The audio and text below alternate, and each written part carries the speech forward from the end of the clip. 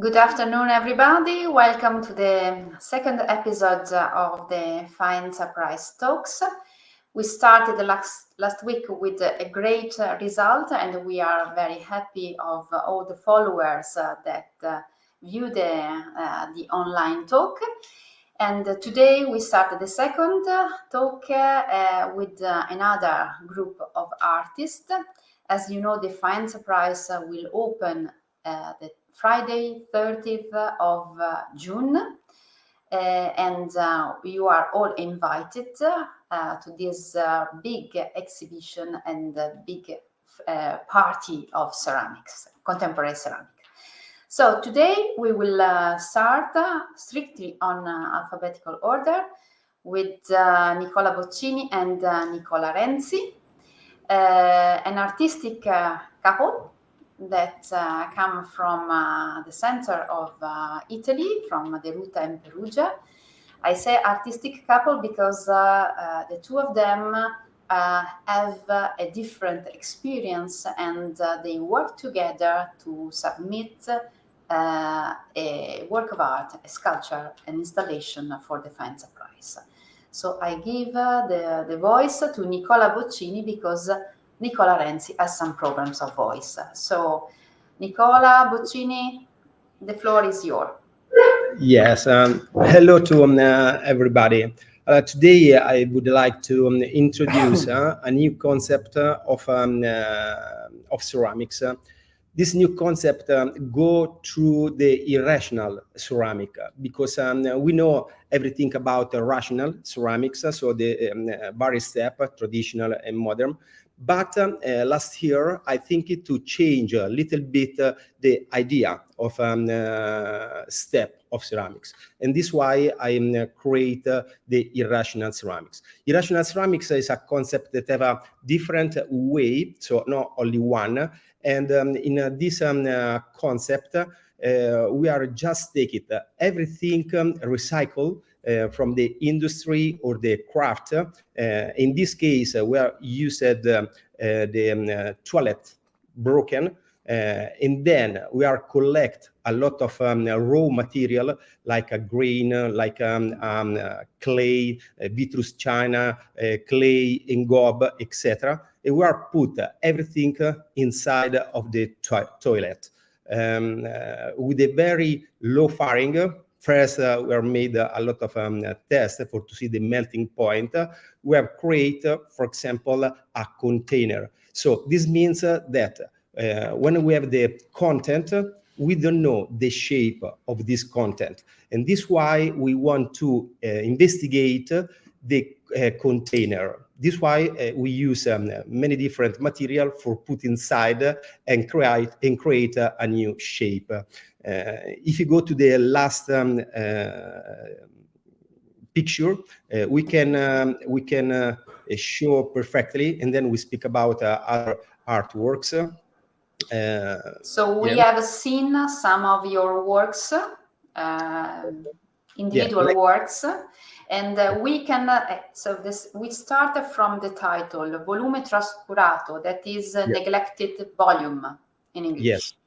Yes, okay. Because many people don't know the container inside of content. Yes, if we see the normal shape like a cup or basis, we know what is the space inside. But when we use hard, strong, or different shape, in this case, toilet, we don't know how inside is it, and this is why we want to investigate this kind of shape.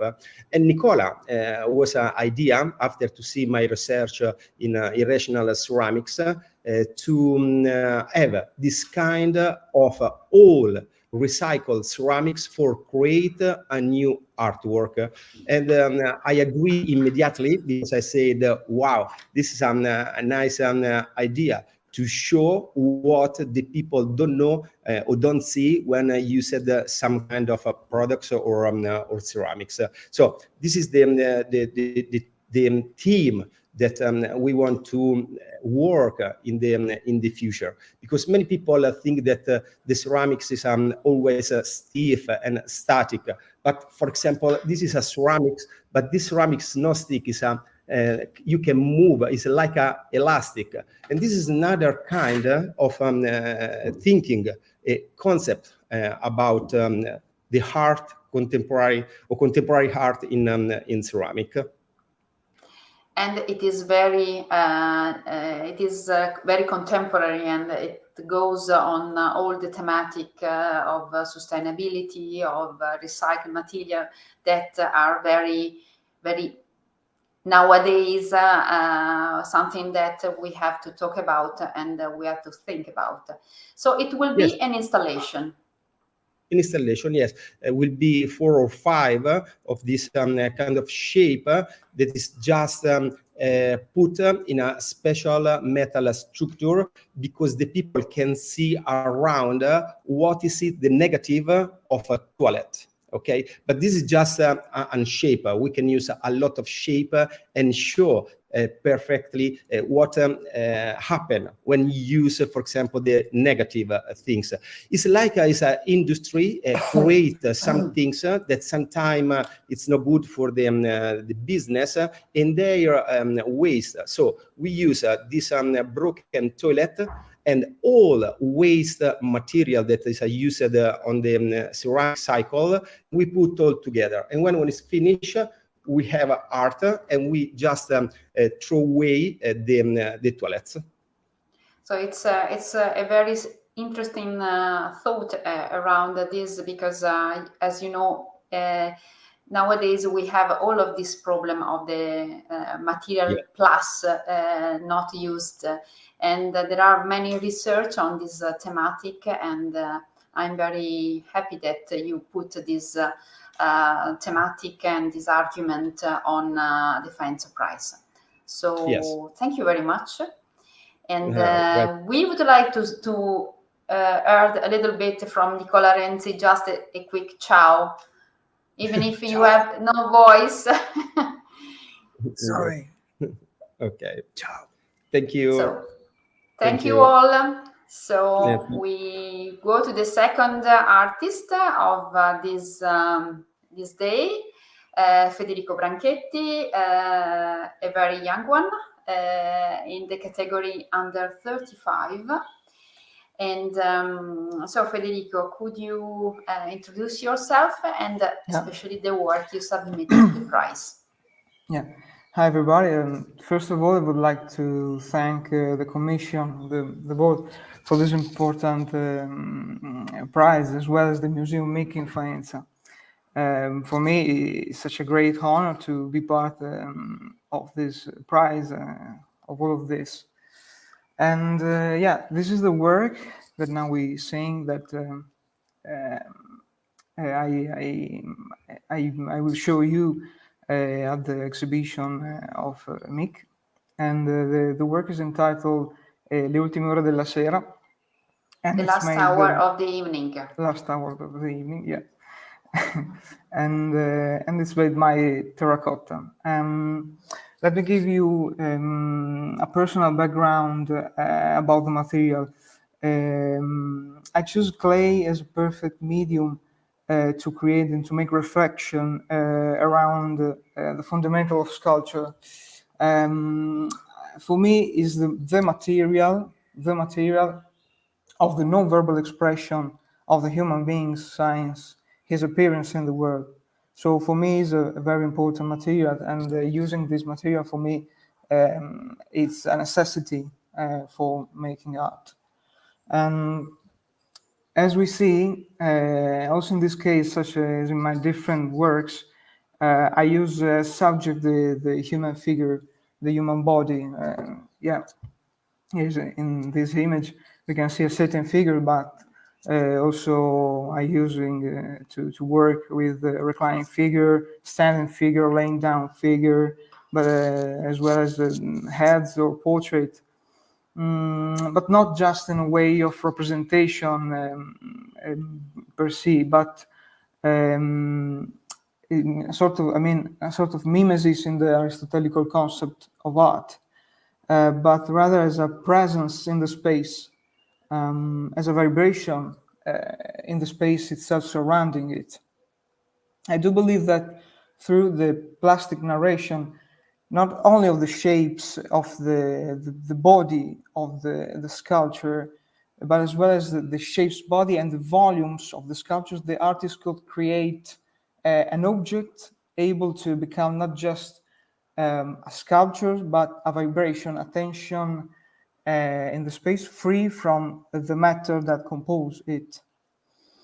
And yeah, in this image, we can see not a piece in ceramic, but bronze sculpture. Ceramic, for me, it's very important. In any case, I think ceramics sometimes help me in this struggle, in this fight with sculpture. I use it because this medium can transform and move sculpture to a different level, to a different narrative level. And using of course, as you know, using the right glazing or firing techniques, you can emphasize the intimacy or preciousness that makes up the sculptural material. And yeah, the question, there is a question very important for me when I make sculpture, when I work. I'm asking myself, was answer I would not like to find this. How can we turn an object, an inert material, into a presence in the space, a sort of, we can call it a field of energy? I think a good sculpture works not only in the volume that makes up the final results that we see, but especially in the space that divides the matter, the body of the sculptures, and the eyes of the viewer, the mind of the viewer, the viewer's mind. When the sculpture becomes the echoes of itself surrounding it and in the space of the viewer's mind, it becomes spaceless and timeless, and it takes place a new dimension. Maybe we can call it the fourth dimension. So all of these works that now we have seen is, I think, very didascalic. So there are two sitting figures in a room with a window in the middle of them. But I try to put in that situation or atmosphere a sort of hieratic atmosphere, so a quiet and silent place, and timeless. Yeah, I tried. Yeah. So that's it. Yeah, thank you very much, and I really appreciate this involvement and this idea of the energy of the material that arriving, and it is working silently in your hands. So thank you very much, Federico, for your attention, for this talk, and we will follow our list of today's guests with Greg Daly from Australia. So thank you, Greg, for being with us. I know that it is 2 a.m. in Australia, so we really appreciate your presence today here.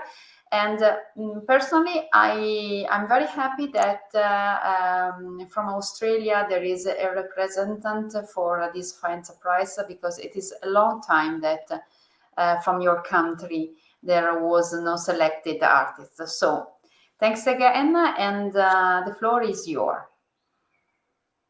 Thank you, Claudia. It's interesting because I first showed you had selected my work back in 1978, just after I was a student. Now, the work in this exhibition, I want to give you a lead-in to, is I use luster glaze, not pigment lusters like smoked Arabian lusters, like they do in Deruta and Gubbio and in Spain and in Middle East. These have the metals within the glaze. And my surrounding, I look outside and this is what I see. This big open skies of color, continually changing. I have a full 180. I can look from the sun, the first sun rays in the morning of golden light, through to blues and grays, especially with storms, and then to the sunsets with these incredible reds that I see in my landscape. So this is what is taken into my, which I take into my work. The piece in the show is two views, actually. This is a full, I like simple forms for these surfaces. They can't be complicated for me. It has a full round form, and onto it is a number of glazes, as well as some decorating in copper, which means nothing because you can't see that. That has actually got four different glazes. But after the first initial glaze firing, they're earthenware, that would be blue. You wouldn't see anything but blue. And in it in the glazes, it has silver, cobalt, bismuth. And when I put it through the next firing, which is the most important thing, is normally in a luster firing of the traditional pigments, they can take up to an hour of recycling the reduction. Where mine, I reduce around 760. Look, the temperature from 680 to 800 is so important. 5 degrees can make a difference for the effect I get. And also the time. It can be 30 seconds of heavy reduction will change the silver from, not in this case, but the silver can go from clear to bright yellow and then into oranges and then into sort of cinnamon and then finally into pure silver. So I'm actually painting with the flame and the fire of the kiln. So how do I know when it's right? Because I actually open up the kiln. I open up a door. Now, this is the next piece. We've skipped a piece. Can I just go back, please? Stefania image go back. back? Okay. There you are. See, that's the other side of that piece. It's quite different.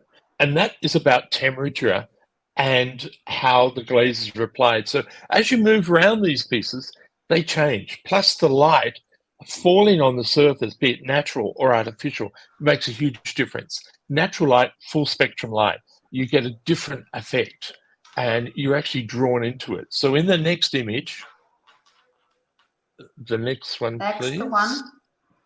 Okay, this is a close-up. The one on the left is a reflection in water of the gum trees outside into the sky. So they're like liquid glaze there. And the one on the right is a close-up of a piece. So you can see the synergy between the two, what I'm drawing upon. I'm not trying to duplicate it. I'm trying to capture what I'm seeing with light and that. So the next one is what I was talking about earlier. This is basically comes out the kiln clear with a little bit of turquoise green. And it goes through such a heavy reduction that I'm reducing the silver back to a matte silver surface. And this is my colors and environment outside my studio. And they're the little things I want to capture. Well, they're not little. They're sometimes huge. This huge, big sky being brought down into the piece. And no, they're not always duplicable.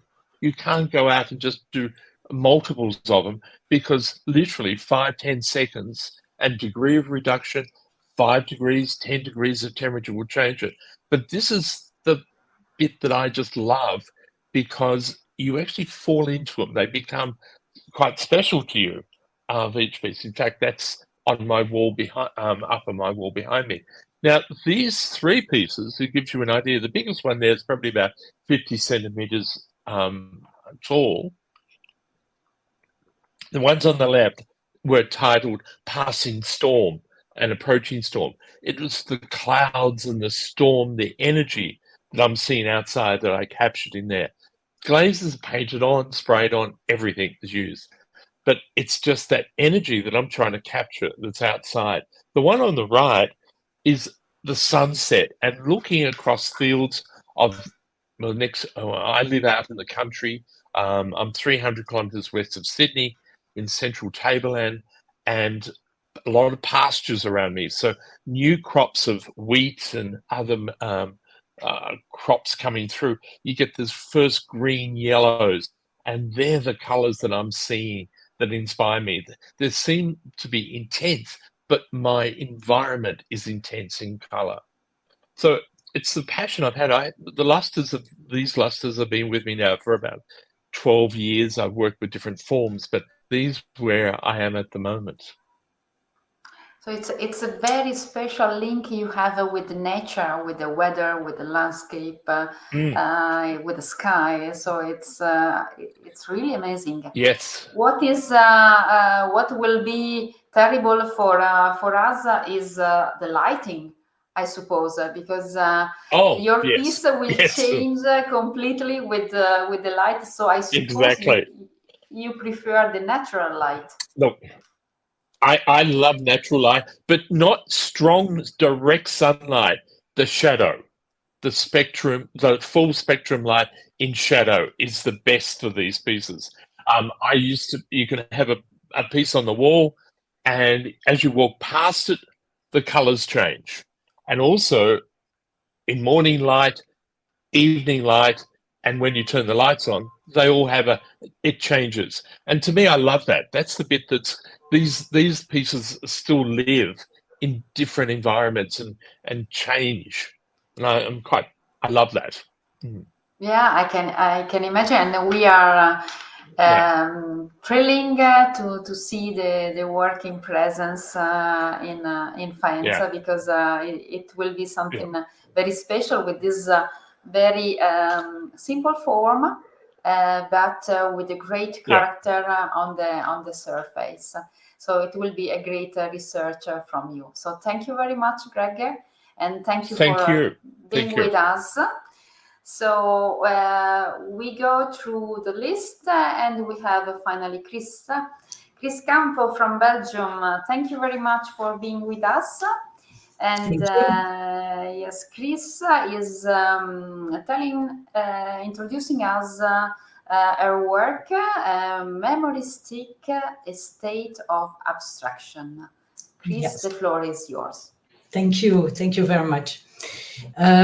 First, let me explain the context. I work in projects, and work: A State of Abstraction for Faenza is part of the project Memoristics. And the content of the series provides an intimate look at my existence, my surroundings, and the time in which I live. I'm a storyteller in my work in an abstract form. Memoristics can be about day-to-day things, but also sometimes about things that impress me, stick with me for some reason. Here, A State of Abstraction is mainly about my love for strolling through museums and exhibitions. And I try to pass on that love to my family members. That's the story who is in this work. In the words of Memoristics, I'm no longer working from my familiar pottery wheel. I am a thrower normally, but I've been looking for a different way of working because I wanted to bring perspective to my work. So I started to build the works from slabs and modeling with and on the slabs. You see here the side where you can see that it is a manner of perspective in the work. And then I got my designs from snapshots. I go to work with a photograph and distill an image from it. And I'm going to transform that image to a 3D form. Then I have another work by Memory Sticks. Yeah, this is for the spirit's sake, and I want to express the conviviality of going to the pub, having a chat with friends or family, dining together, and that's here the story in this work. And the, how you say it, behind the other side. Yeah, the other side. Also, you have the perspective, and you have a continuity of the storytelling. And then I have two other pictures where you can see another project that I did. One project, this one is Me, My Family and I, and that's a family portrait. Started from throne shapes, which I assembled, and each work is a family member. So, and the prints on the wall are a detail of the pattern of each work that I have blown up and printed on rice paper. And I took the photographs from the work. When the work was fired, then I took the photographs. So you have the skin of the work also on the printed papers. And then the last one is Snowlight. This is a view also from the exhibition of Snowlight. And Snowlight is a story about my passion for mountains and snow. And on the wall, you have panorama prints and an enlarged detail of the pattern of some works to emphasize the atmosphere of snow, ice, and mountains. That's it. Yeah, that's great. Thank you for sharing with us your picture and your works. It's a great job, the one you did with this collecting memories, because memory is a part of our lives, and in this very special moment, I think that sometimes we have a lack of memory. So printing and fixing what is around us, what is special for us. So you are putting also the image we see is with the photo that you took. It's from several photographs that I collect from snapshots. Yeah. You see someone who's sitting in a chair. If you look, you can see it or you can't. You choose.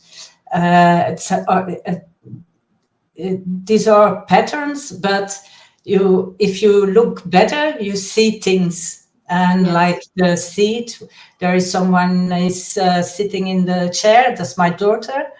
But the face that you see is a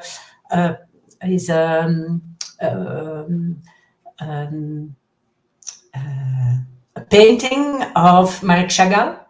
Okay. So you put together different experiences. Yes. That's a great. And if you look very good for the Italians, on the floor, I can't say, there is a floor where all those legs, you see all those legs? Yes. The floor is San Marco floor. San Marco floor. Okay. So thank you for this connection with Italy. It's par hasard. Okay. So thank you very much for this speech. And then we go to the next one, who is Antonio Fois. Antonio is Italian from origin, but British from living, let's say like this. Antonio, you are mute. So check. Okay, great. Hi. So we met in Faenza some years ago when he was starting this parkour inside ceramic. This new artistic experience, and he arrives finally to this edition of the Faenza Prize. So the floor is yours. With you are presenting the work In Control. The title is already something special. So tell us about this. Thank you very much, Claudia, for the introduction. And I would say I'm really glad to be here and back to Faenza because of the connection that we have. So what we are looking at is I deliberately decided to have a detail instead of like a picture of the whole piece, because I want everyone to come to Faenza to see in real, which would look a bit different, I guess. So this piece is made by assembling 4 different objects. So 2 of them are found objects, which are a milking stool, wooden milking stool, an ancient wooden milking stool, and then a sponge, an industrial sponge. And then there are this central piece, which is a piece of ceramics, which I made, and this a cast piece combining different kind of clays in different states, like porcelain, earthenware, stoneware, raku clay. So is a melting pot. And then on top of it, we are not able to see it very clearly, but there is a big piece of cast glass, and everything is like strongly held by the strap, the orange strap. And so the title is In Control, and related to the slogan that has been used so many times by politicians while Brexit was happening. And so I've been living in London for 7 years, just arrived a few months before the referendum was going to happen. And everything has emotionally touched myself. So I wanted to understand the reason of it. And I've been looking at Englishness and true anthropological points of views from English people, and also displacement. And this piece somehow expressed the precariousness, the vulnerability of what has happened. This other piece is called A Wondrous Creature, and somehow after looking outside myself, I wanted to go inside and look at my experience and how my methodology has been built through my experience. So in this case, I wanted to challenge my habits. So my previous method was like theoretically looking at themes. I studied humanities, human geography. So my way how to understand everything was like looking through history and etymology. So I would have chosen a theme, and then I would have translated it into a shape, which I then would have replicated in clay. But this time I wanted to completely challenge my methodology. So what I did was rolling up slabs, combining them, and at every step I was building it, I was trying to not wanting to represent a particular shape. And if I would see something that looked realistic, I would have changed completely the shape. So I didn't know what was the final result. And actually, I'm really pleased about this piece, which I fired 5 times. It doesn't look very sustainable, but because ceramics last forever, so in the time, it is a good expense, I would say. Next slide. What is the material that you are using mostly? Is it stoneware? So in the previous image is raku clay, which is very strong, and then the kind of frame that you can see around the hole is Parian porcelain, colored by me, and then the yellow and pinky finishing is gold, and the inside is has some oxide, iron oxide. So very traditional materials that used in probably kind of in a different way, yeah, and especially exactly. 5 fire rings. Yes, that's the point. So we go to the last one. Yeah, this one is called Fab Portrait, and as you can see from dimension, is quite big. So this also was during COVID. I made it, and because I wasn't able to access my kiln, I started doing workshops in drawing together with my friends and colleagues, and so we did something that was challenging also the control of our eyes. So we draw portraits from Zoom, and instead of watching the paper where we were drawing, we just watched the figure we were drawing. And the stroke of the line was completely different, really liberating. So after months, when then I went back to the studio, I wanted to translate this drawing into clay. And so by extruding, again, I guess this is raku or crank clay, but it's very groggy clay, so very resistant. I made these portraits. It's a collection of different kind of portraits, and this is called Fab Portrait because Fab is Fabrizio, my husband. So it's a portrait of him. Yeah, it's you took the emptiness of the moment. I think, yeah, it's so it is a series of portraits. It is a series of portraits, yes, okay. which is open. I can still contribute to it. So yes, it is completely different in shape and in heaviness from the one you submitted to the Faenza Prize. So we go from the emptiness to the durability of the different materials, because you change completely your idea of putting together ceramic and wood, and also this installation is something very different from your work as usual. Yeah. Thank you. So thank you, Antonio, and for showing and sharing with us your experience. Now we go to Dorna Abyak, who is an artist from Iran. As you know, she was supposed to speak last week, but we had some problem of internet connection. Of course, you can imagine the situation there.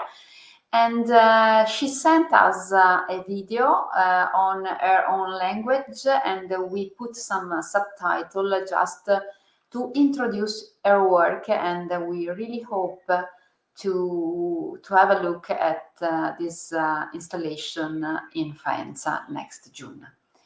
So the place to the video of Dorna. درد یک امر اجتماعی برام، همینطوری که به آدما انتقال پیدا میکنه و ادامه پیدا میکنه. برای اینکه بتونم بچینمش به این موضوع فکر کردم که میخوام که اینو نشون بدم که چطور میتونه ادامه پیدا کنه، همینطوری که درد یک امر اجتماعی برام، همینطوری که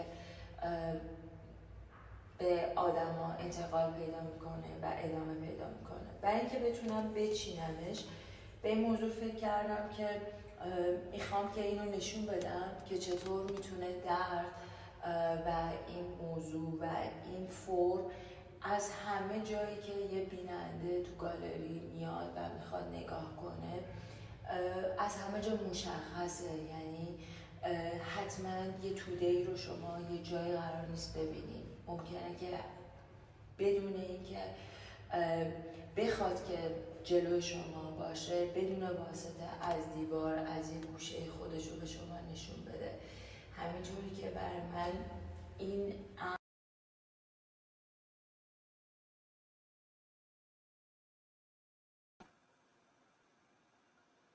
So we will have something to think about and to reflect on the work on pain that Dorna gave us. So thank you all for staying with us. I don't know if there are some comments, but I'm very happy that we share different experiences in a very different solution and option. Would you like to add something to your speech? Because we have some times and I don't see any bigger comments and any question to you. Nicola, would you like to add something to your work, to your experience? Yes, because you know, the ceramic is so big in each part of the world, and every person can do the maximum to show this kind of research or this kind of artwork. So I'm so glad to share every my conception with the other with me. And was a very nice presentation for everybody. So thank you. Thank you. And I hope to see very soon in June for maybe to speak together about our art. Yes, normally the Faenza Prize opening are an occasion to meet the community of contemporary ceramic art and not always ceramic. But it is an event that we would like also to support with some talks. And in fact, the opening in the opening, we would like to interview the winners, and all of you, of course, are invited. And in the exhibition, apart from the comments of all of you that will be together with your work, there will be also a video representing your ideas on ceramic and your relationship with ceramic. And this is a project that Stefania, together with Andrea Pedna, is taking care of, and we are waiting for this moment to see all of you talking about their idea of ceramic. Does anyone like to say something? Kris, for example, from Belgium? No. Okay. So thanks a lot for being with us. Thanks a lot, Greg, from Australia, and it's deep night there.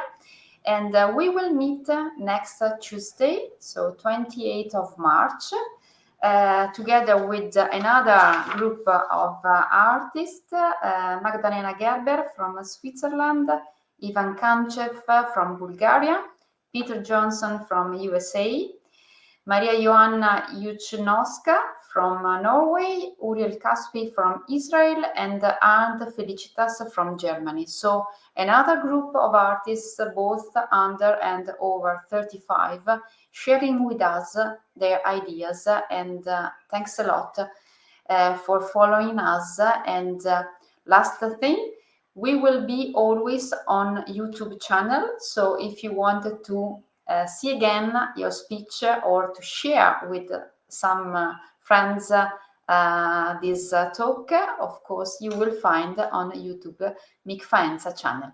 Thanks a lot. See you. Bye.